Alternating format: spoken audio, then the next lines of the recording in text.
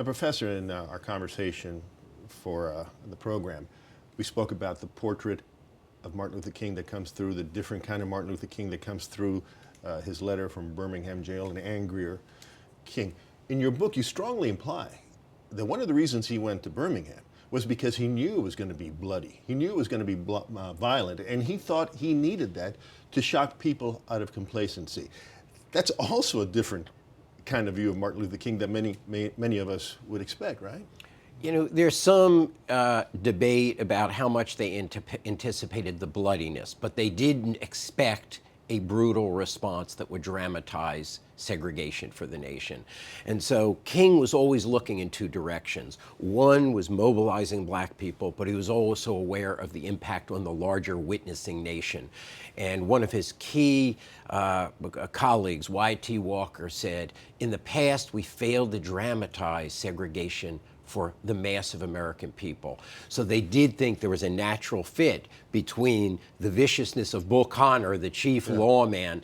And so in many ways they were surprised because Bull Connor held himself in check. Wow. And so in the beginning, things didn't go well. Maybe for Bull Connor that was holding himself in check. For Bull Connor. But remember, today is May 2nd. Yes. And on May 2nd, after things had come to a crashing halt after the letter, May 2nd, this is the anniversary that 1,000 young people went out on the streets up against Bull Connor.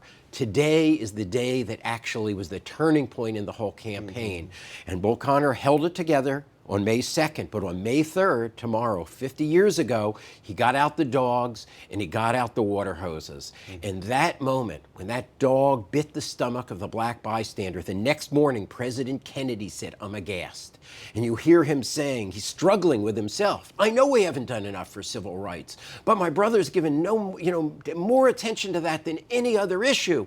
And if I was Kennedy. a Negro, I wouldn't want to wait." And you hear the beginning of a transformation of John Kennedy that becomes profound up until his early June statement when he addresses the nation. And so, critical moment. So what are the lessons of the letter to from Birmingham Jail and the Birmingham campaign for today, here in this country and abroad? Well, there is a dual aspect to Martin Luther King. When he goes to Selma, he says, "I am in Selma because my people are suffering." He was the leader, he saw himself as leading black people to freedom. But there's also the King who said, "I am here because injustice is here," meaning any suffering human being is a concern to me.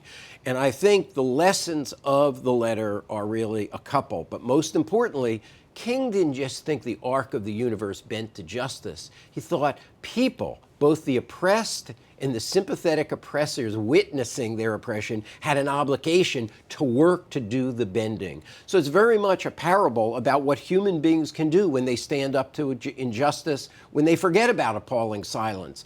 And I think that's why this document has had such power. Polish solidarity and Lech Walesa, studying Birmingham. You've got Bishop Tutu in the fight against apartheid. What are the lessons of the civil rights movement? From Tahrir Square to Tiananmen Square, the letter has been translated into Farsi and Chinese and Arabic. And so in Latin America, activists have read it. And so think of this document. In a way, it's like the Gettysburg Address, one of our iconic American documents, but on the other hand, they are words meant for mankind. Yeah.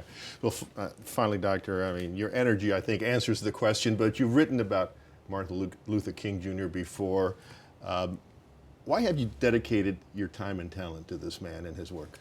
You know, when I was a young man, which was many decades ago, unfortunately, I saw King as this moderate figure, and in many ways he wasn't as attractive to me. And as I started kind of reading him, I began to see how wrong I'd been. And each year that went by, I would discover something else about him. And the turning point came when I realized the importance of listening to King, not reading King. And so I began collecting sermons and going to find mass meeting oratory. And listening to King before black audiences gave me an understanding of his addresses to white people like I Have a Dream in a totally different way. And I think part of it, he's just a fascinating human being. He's funny, he's theatrical, he's majestic, he's exalted. He can be angry and demanding. He can be the prophet as well as the diplomat. But also he embodies this notion of care for humanity. And in the modern world, when we sometimes narrow our loyalty down to a social network, medium, or our ethnic identity, or this small kind of province of our life, he reminds us there are broader concerns about humanity we shouldn't forget about. And we all need those reminders. All right, Professor, thank you so much. Thanks for reminding us. Thank you again.